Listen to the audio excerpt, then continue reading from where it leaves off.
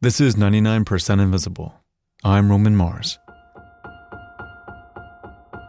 Over the past few days, Californians have watched as the Carr wildfire has raged through the northern part of the state. The fire started a little more than a week ago, fueled by dry brush, high temperatures, and strong shifting winds. The fire has moved from a national recreation area into the nearby city of Redding. As of this recording, 6 people have died, 19 people are reported missing, and thousands have evacuated. The fire is only 20% contained. Wildland fires aren't new in California, but with climate change, our fire seasons are becoming longer, and fires are becoming bigger and harder to fight. So for the next 2 weeks, we're going to look at the issue of wildfire, some design solutions, and just how complicated they can be to implement.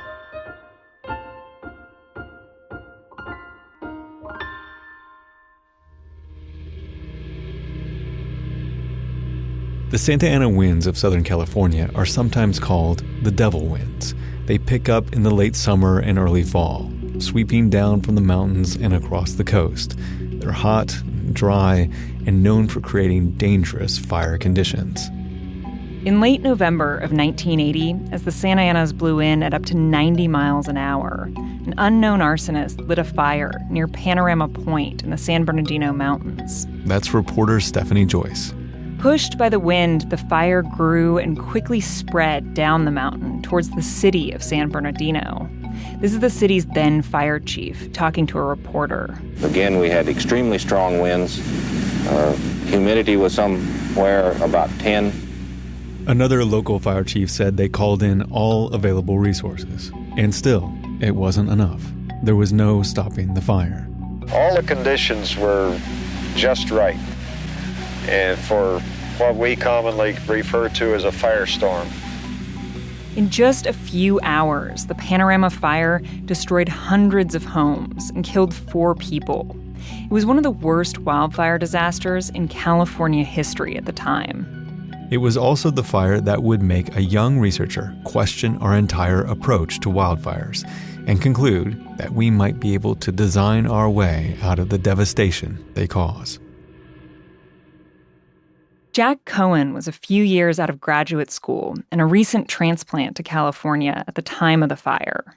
He was working as a research scientist for the Forest Service, studying fire behavior. And he was interested in how the Panorama Fire had destroyed so many homes, especially when there was such an overwhelming firefighting response. A strike team of engines is 5 engines, and they had 20 strike teams coming in right away.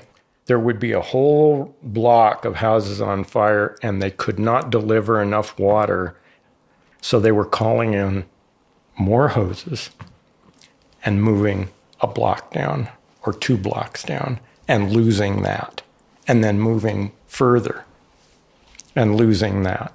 So Jack started listening to the emergency dispatch tapes from the day of the fire.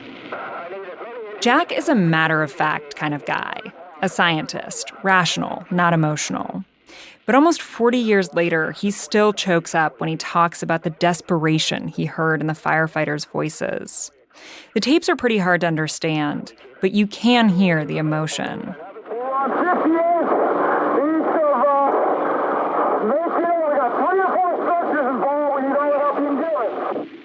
And it was pretty emotional, particularly listening to the radio traffic.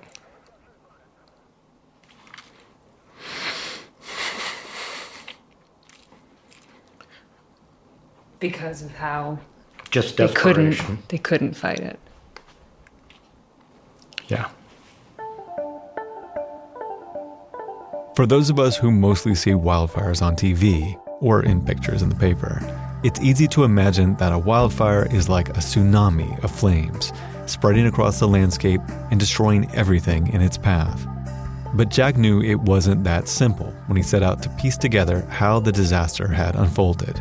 And so one of the things that I did was to look at when the first call came in to dispatch for a fire in this community, where was that call from and where was the wildfire at that time? Can I help you? Okay, there's a fire approaching our house at 50, it's right here, it's 5211 North Sierra. Okay, ma'am, I want you to just get out of there. Just get out. Oh, okay, all right. And as Jack was listening to the tapes, he started to notice a pattern. What's burning? Roof. 2 roof fires. It looks like 3 roof fires. Is that the roof? I'd say roof, 4750. People were calling in about houses on fire long before the fire front ever reached their neighborhoods. The wildfire was still actually on the other side of the ridge, about a half a mile away, burning up the hill. These houses weren't burning because a wall of fire was racing through the community. They were burning because of something else. The embers. As wildfires burn, they generate embers that are lofted downwind ahead of the main body of the fire. And Jack realized most of the houses that burned had one extremely problematic feature in common. As it turns out, every house had a flammable wood roof. The embers were accumulating in the crevices around the dry wood shingles and setting fire to the houses from above. Across the street, in a development without wood roofs, most of the houses had survived. And while that might not seem like a huge epiphany, that houses with wood roofs burned and houses without wood roofs didn't, for Jack, it was that detail that made him rethink the entire wildfire problem. Because when you listen to other people talk about the fire, they weren't focusing on the wood roofs. They were talking about firefighting. And they were saying nothing could have been done. Like this captain in the San Bernardino Fire Department. If we would have had as many as 500 units spread along the whole hillside there to protect those homes, I don't believe that we could have stopped that fire any better than we did under the conditions that we had. The only thing that I feel is that what could have saved those homes would have only been an act of God. Jack didn't think that was right. The problem wasn't the firefighting response. The problem was that the houses were built to burn. And when Jack shifted his focus from the fire to the design of the homes, suddenly he found himself wondering if we were framing the whole problem of wildfire in the wrong way. He wasn't the first to have that thought, but he was the first to do extensive research into exactly how homes burn in wildfires. Some of that work put him at odds with some of the main firefighting agencies in the U.S., and nearly 100 years of fire policy and tradition. And even though his ideas are simple and compelling, they still haven't caught on in the way that he hoped they would. Maybe because fighting fires is as much a social and political problem as it is a technical one. Do you feel frustrated most of the time? Yeah, most of the time. For most of this country's history, our approach to wildfire has been driven by the sentiment, fire is bad. Before colonization, many Native American tribes set fires intentionally to regenerate wild plants and to create grasslands and habitat for game. But when Europeans arrived, they brought fear of fire with them. And over time, in much of the country, not only did we do away with the practice of setting fires, we actually started to extinguish naturally occurring fires too. In 1911, that became an official responsibility of the newly created Forest Service. And in 1935, that policy even got a name, the 10 a.m. rule. It said the Forest Service should put out every new fire on public land by 10 a.m. the following day. President Roosevelt's Civilian Conservation Corps was on the front lines of implementing that policy. We fought those fires night and day sometimes. Lots of days, especially in the spring, you could see smokes clear to the end of the world. The belief was that with enough water and manpower, firefighters could put out any wildfire. And a huge industry rose up around that idea. It grew to employ tens of thousands of people, with hundreds of millions of dollars a year being spent on planes and helicopters and fire crews. And for a while, that brute force approach seemed to work. But those early firefighters had an advantage. For millennia, before the rise of modern fire suppression, wildfires had burned regularly through America's forests. They would eat up all the fuel, so when there were fires, they were often low intensity and stayed on the forest floor. As firefighters began aggressively fighting fires, that balance started to change. With fewer fires burning, forests started getting more and more dense. That meant when the forest did catch on fire, there was more material to burn, and the fires burned hotter and bigger. Effectively, by suppressing natural fires, we created something that turned out to be much, much worse. Here's Mark Finney. He's a fire scientist with the Forest Service. Fighting fire really has some unintended consequences that may be even worse than the fire itself, and often are. Since the very beginnings of our fire suppression policies, there have been people arguing that it wasn't a good idea to put out every fire. But it took until the 1980s for that idea to really take hold. By then, it was also becoming increasingly clear that we couldn't put out every fire, especially as they got bigger and bigger. We're not actually stopping them, we're just delaying them. There's the saying, a fire put out is a fire put off. But even as the public in the 1980s started to accept the idea that fire was natural and necessary and fighting it had unintended consequences, not fighting it didn't seem like a viable option outside of remote wilderness areas. Because how could you stop fighting fires when they threatened people's homes? Which brings us back to Jack Cohen and the Panorama Fire. Once he started to focus on the home as the problem, not the wildfire, he wanted to know what made some houses more susceptible than others. This was a question that I had in my mind, a curiosity question. What I'm trying to do is to establish a relationship between wildfire and home destruction. I want to know what that linkage is. How does this happen? In the Panorama Fire, it had clearly been the wood roofs. But in other fires, there were plenty of homes without wood roofs that burned too. So Jack set about learning all of a house's potential weaknesses, all the ways it might plausibly catch on fire. The first thing he wanted to know was how close the flames of a wildfire had to be to a house for it to ignite simply from the radiant heat. To answer that question, he did a series of experiments, including one in the late 1990s in northern Canada, where he set an actual forest on fire. So you actually cut plots into a forest? The boreal forest. And then set them on fire? Yes. And watched them burn? Yes. What Jack found in the experiment was that an entire forest could be on fire, 30 feet away from the house. And nothing. It was fine. But of course, Jack knew that the flames and the radiant heat weren't the only threats to the house. There were also the embers. He frequently found himself standing next to houses reduced to ash, and next to them, green trees. It was a telltale sign that the fire front never even reached the home. But the embers did. Jack has a slideshow he likes to share with photos of burned houses. So this isn't going to be very audio friendly. And it's like the optical illusion with the vase and the faces. At first, you look at the aftermath of a wildfire and all you see is the destruction. I mean, you can see this. Mm-hmm. But after a few slides, you can almost feel a transition in your eyesight. Suddenly, the green trees shift into focus, and it's easy to see that the home is often the only thing that's burned. When you see it finally, it's like a miracle. You're like, oh wow. So, one of the things that I always try to point out, because everybody that looks at news footage and pictures can readily observe no trees on fire, and the structure burning.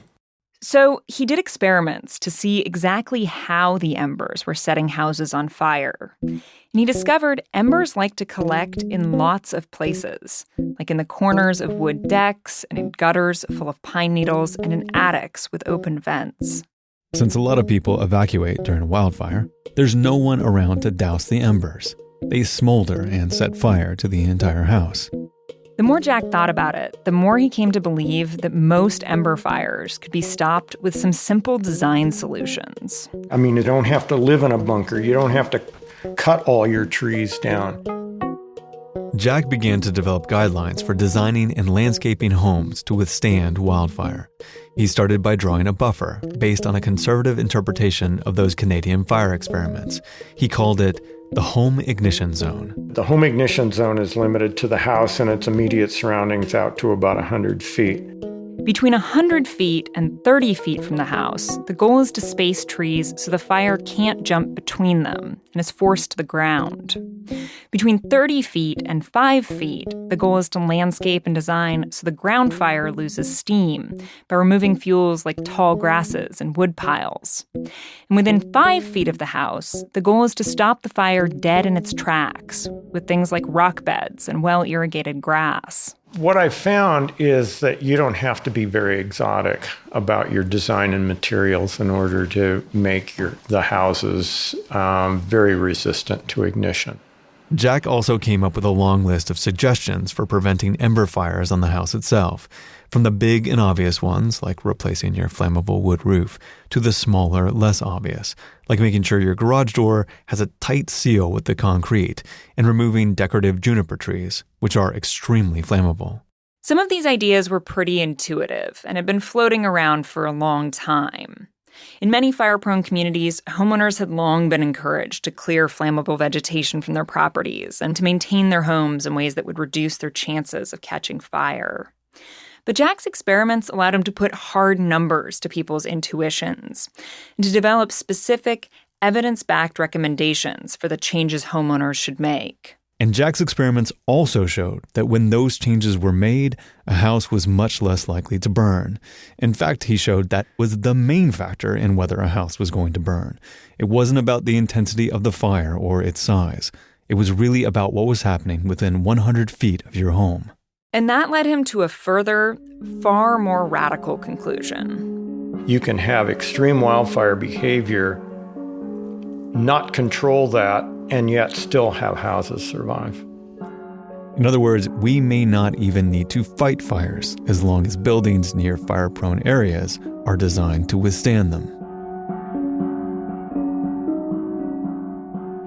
It wasn't that there weren't other reasons to fight fires, but Jack said there was no need to fight a fire if the only goal was to save houses. And that ruled out fighting a lot of forest fires. So we have the opportunity to separate the wildfire issues from the home destruction issues. We can separate those. Which meant we could let more forest fires burn naturally and finally break out of the vicious cycle of fire suppression that leads to the largest infernos. Jack thought that he had come up with a way to save houses and let fires burn naturally. He thought it was a win-win. So in 1999, he presented a paper about his findings at a fire conference in San Diego.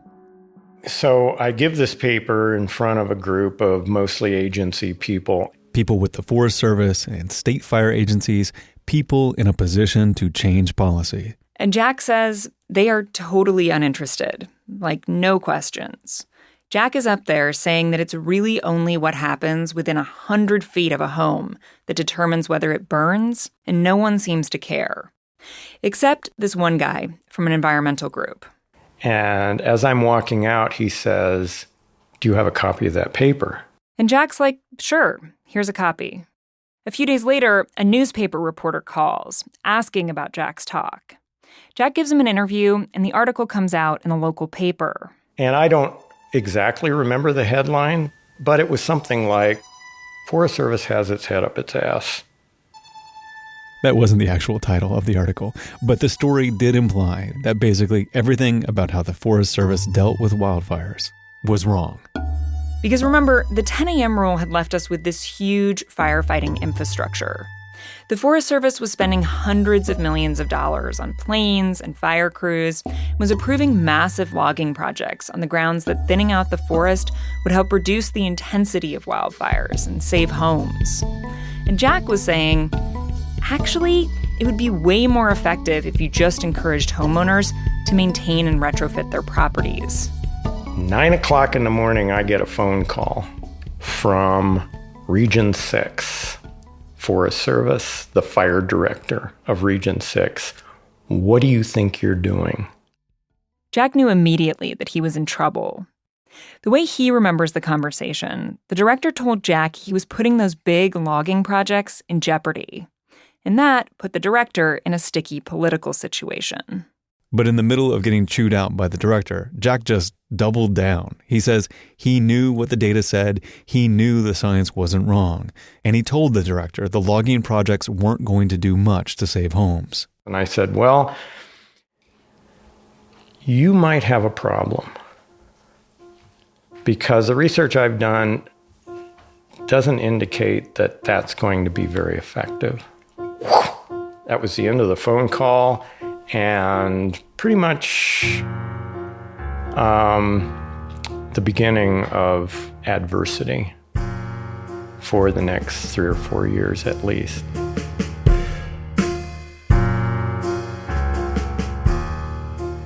I don't know. I wasn't at a level to know why there was resistance. This is Shauna Lagarza. She's currently the National Director of Fire and Aviation Management for the Forest Service. Back when Jack was first promoting his ideas, she wasn't in management, and so she wouldn't comment on the pushback that Jack says he faced. She does say that over her 30-year career in the Forest Service, she's seen more and more emphasis placed on strategies like defensible space, which means clearing your property of flammable materials. And she's happy about that. I believe that people taking more ownership in their home and having defensible space is number one. But there's only so much the Forest Service can do to encourage people to make changes. A lot of that work falls on local governments and individual homeowners. And even today, not everyone is convinced that it's important to invest in the kinds of preparations that Jack recommends. Yeah, so it's kind of scattered across the country. Some communities don't believe a fire will ever happen where they're at. It'll never happen to me, and I'll never have to evacuate. And so I want to keep my trees and shrubs right by my house. And unfortunately, time is telling us or showing us that it does happen. Fire has no boundaries and no preference for where it burns. And in the meantime, the Forest Service has a congressionally mandated duty to fight fires. Last year, the federal government spent more than $2 billion fighting fires, and just a small fraction of that on prevention and mitigation efforts. Our culture views fire as primarily an emergency response activity. But if you treat fire only as an emergency response under emergency circumstances, you're missing out on all the preventative care you could do. This is Mark Finney again. You'll remember he also works for the Forest Service. And while he was on board with Jack's ideas, he also understood that there were huge challenges to implementing them. There were reasons why they didn't catch on at first. You can't just throw a bunch of scientific papers on the table and have everybody read them and go, oh, geez, thanks. That's what I needed. Now we have a different view of how things work. Phew. There's too much history behind the idea that we've got to do something about fire, whether it's effective or not. We, the public, expect to see dramatic shots of airplanes flying over raging fires, dropping water on them. But when communities put the principles Jack articulated into practice, they work. There are several communities in Southern California built with wildfires in mind that have survived when nearby homes didn't. But those homes are mostly custom designs in gated communities. They have homeowners associations that enforce strict rules about vegetation clearing and home design. Making changes elsewhere is more complicated. For starters, many homeowners may not even have 100 feet of space to clear and fireproof. It's expensive to replace your roof. For renters, they may not have the authority to make changes to their homes. And in many cases, there aren't incentives for people to invest. Plus, many homeowners just kind of instinctively get that the odds of being in a wildfire are extremely low. There are more than 40 million homes in wildfire-prone areas, and only a few thousand burn every year. Without someone compelling them to do it, homeowners might decide it's just not worth spending time and money to change their properties. So even though Jack's ideas are pretty simple, they're not simple to actually implement in the real world. Jack tells this story about a friend of his who said that modifying homes to make them fire-resistant isn't rocket science. And I said to him, no, this is much harder. This is social science. And his comment is, oh, geez, we're screwed. Jack's ideas have become more mainstream over time. Fire agencies like the Forest Service now talk a lot about defensible space. There's more emphasis placed on homeowner responsibility, Jack also helped start the prominent organization Firewise, which promotes fire preparedness. Shauna Lagarza, the Forest Service fire director, says that the enormously destructive fires of the last few years have also forced people to think about how to make their homes and properties more fire resistant. And I think every year there's going to be more awareness about wildland firefighting and evacuations and do you have defensible space or not, just because of the trends. Every year, we thought last year was the largest and most devastating fire year, and now we have this year, which is larger and more devastating than last year. Human fatalities, firefighter fatalities. And with climate change, the fire season is only getting longer. So when I asked Lagarza if she could imagine a future like the one Jack proposes, where the Forest Service would get out of the firefighting business. Boy, I think we're a long ways from that, So, we're all aboard for fire-adapted communities and resilient landscapes and for, folks to have defensible space around their structures and more healthy, resilient national forest systems land. We're a long ways from that. We are a long ways from that. The Forest Service is currently fighting several dozen fires across the western United States. When you're that busy running around putting out fires, literally, it's hard to focus on how to prevent them from being so destructive in the first place. Jack retired from the Forest Service a few years ago, feeling like all his research hasn't made much of a difference in the end.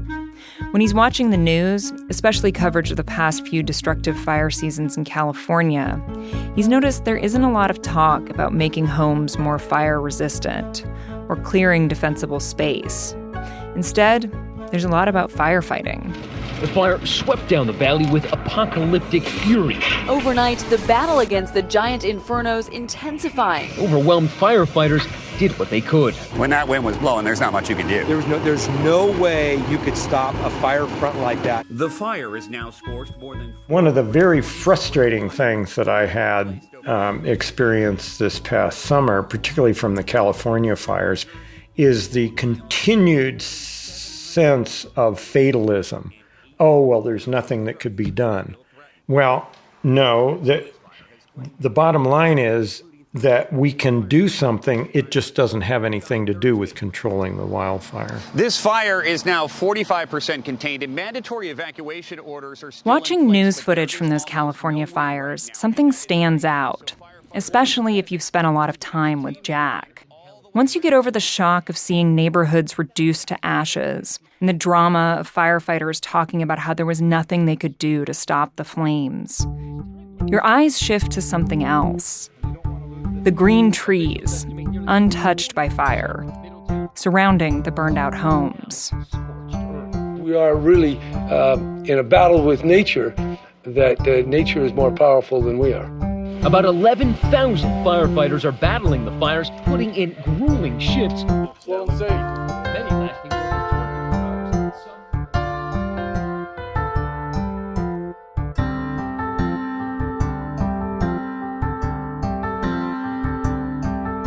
hours. Next week, we'll be continuing to explore the issue of wildfire and just how hard Jack Cohen's ideas can be to implement in the real world. We'll look at one community in Southern California, which has been threatened again and again by fire. We have a preview of that story coming up right after this.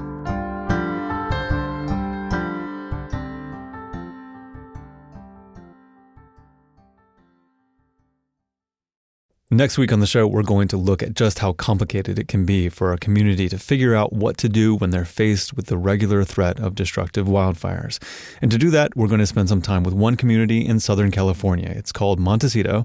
It's right next to Santa Barbara. And Daryl Cagle has lived there since the mid-'60s. It's a lovely place, and it's where I grew up, and it's very comforting to be in the place that is so familiar. The hillsides are covered with chaparral. It's a scrubby brush with yellow flowers, and the neighborhoods are lined with eucalyptus. But Montecito's beautiful landscape is also what makes the community particularly vulnerable to wildfire. The chaparral and eucalyptus both provide excellent fire fuel. The canyons that sit below the hills of Montecito are cozy little spaces where fire can easily take hold.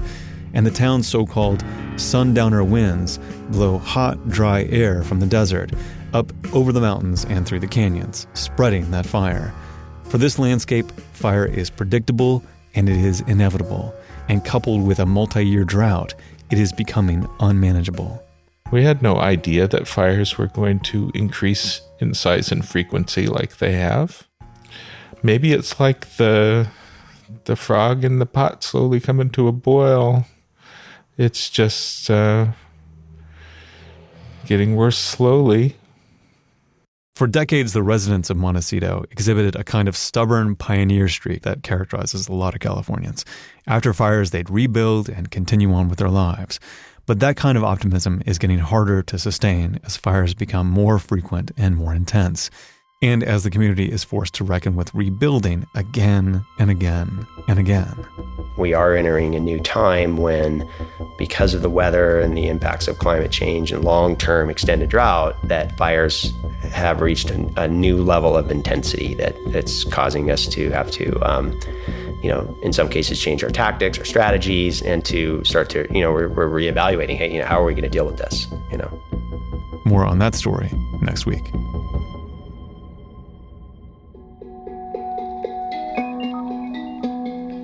"99% Invisible" was produced this week by Stephanie Joyce and our senior editor, Delaney Hall. Mix and tech production by Sharif Youssef. Music by Sean Rial.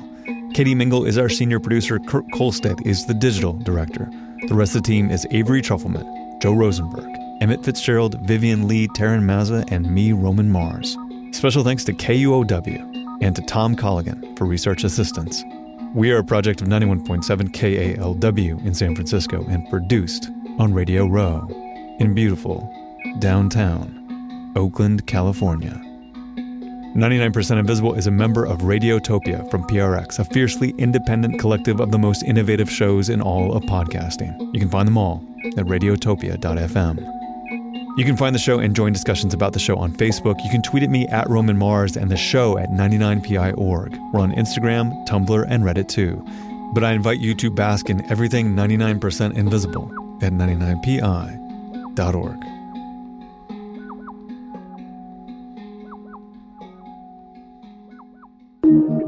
Radiotopia.